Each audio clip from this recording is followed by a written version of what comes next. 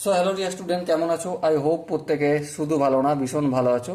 স্ক্রিনের ওপর যে কোশ্চেনটা দেখা যাচ্ছে, এই প্রশ্নটা আমরা মন দিয়ে পড়বো, বুঝবো, তারপর প্রশ্নটা করার চেষ্টা করব। কি বলেছে দেখো, এসিবি বৃত্তচাপের সি মধ্যবিন্দু, বেশ, সিডি লম্ব AB, CD equal to 2 centimetre, AB equal to 12 centimetre হলে বৃত্তের ব্যাসার্ধ কত? চলো প্রথমে আমরা একটা বৃত্ত অঙ্কন করে নেবো এখানে। ওকে, এর একটা বৃত্তচাপ হচ্ছে এ সি বি। এ থেকে বি পর্যন্ত এই দৈর্ঘ্যটা কতটা?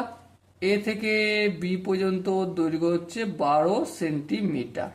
ওকে, আচ্ছা কেন্দ্রর নাম তো একটা রয়েছে, হ্যাঁ, ও কেন্দ্রীয় বৃত্ত, ও, বেশ। এবার লক্ষ্য করো, এই যে সি বিন্দুটা, ও থেকে ডি পর্যন্ত লম্ব অঙ্কন করব।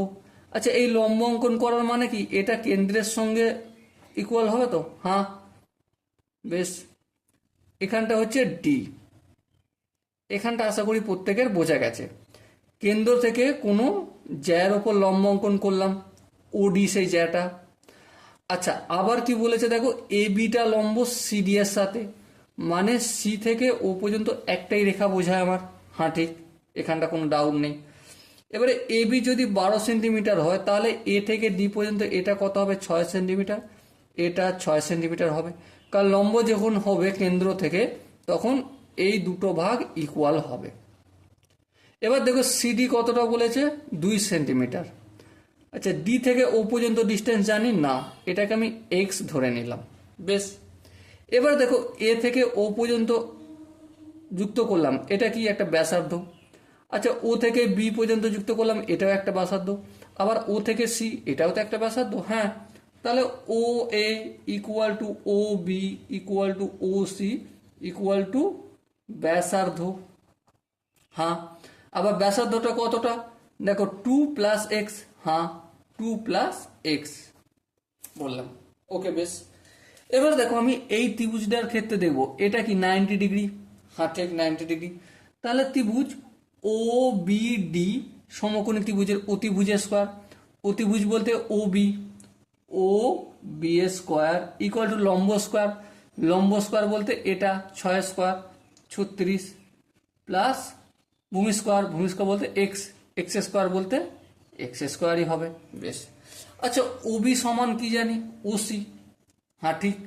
আচ্ছা ওসি মানে কি? x+2, হ্যাঁ x+2টা লিখে দিলাম equal to 36 plus x square. আশা করি এখানটা বোঝা গেছে। এবার দেখো এখানটা এ প্লাস বি তার হোল স্কোয়ার সূত্র পড়ে গেছে। এ প্লাস বি তার হোল স্কোয়ার সূত্র কি?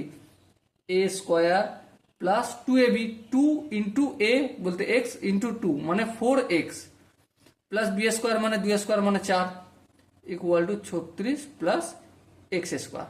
দেখো এই এক্স স্কোয়ারটা আর এই এক্স স্কোয়ারটা দুটোই প্লাস আছে, এটাকে যদি বাম দিকে নিয়ে যায় তাহলে মাইনাস হবে, কেটে যাবে, বেশ কেটে দিলাম। 4x ইকুয়াল টু 36, এই 4টা যদি অপোজিট সাইডে যায় কি হবে? -4 হবে, হ্যাঁ।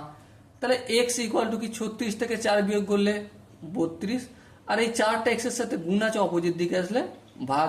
তাহলে 32কে 4 দিয়ে ভাগ করলে 4 আসতে 32। আমাকে কি জানতে চাইছে? ব্যাসার্ধ। ব্যাসার্ধ মানে কি? 2 + x। সো ব্যাসার্ধ হচ্ছে 2 + 8, x এর ভ্যালু 8 বের করেছি, তাহলে 8 আর 2 যোগ করলে 10, তাহলে 10 সেন্টিমিটার হবে ওই বৃত্তটার ব্যাসার্ধ। Okay, so dear student, I hope তোমাদের প্রতিটি কনসেপ্ট ক্লিয়ার হয়েছে।